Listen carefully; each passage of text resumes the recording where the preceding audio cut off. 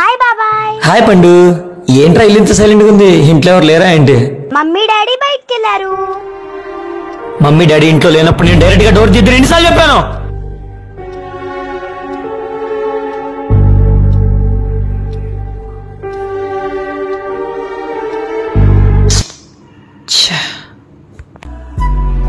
అలా కాదమ్మా, బయట సొసైటీ మనం ఊహించినంత మంచిగా ఏం లేదు.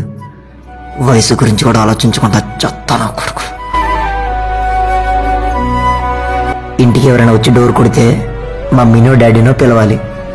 ఒకవేళ మమ్మీ డాడీ ఇంట్లో లేకుండా నువ్వు ఒంటరిగా ఉంటే అప్పుడు ఇలా రా.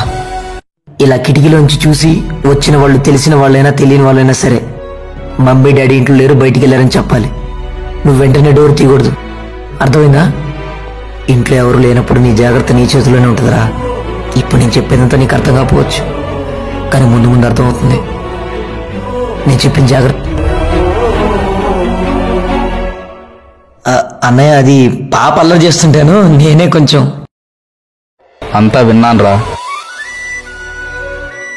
ఈ సొసైటీలో ఆడపిల్లలు మనుషుల మధ్య తిరుగుతున్నారో మృగాల మధ్య తిరుగుతున్నారో కూడా అర్థం కావట్లేదు. ఆడపిల్లలకి మంచి చెడుతో పాటు ఇలాంటి జాగ్రత్త నేర్పించడం కూడా చాలా అవసరం. మన జాగ్రత్త మన చేతిలోనే.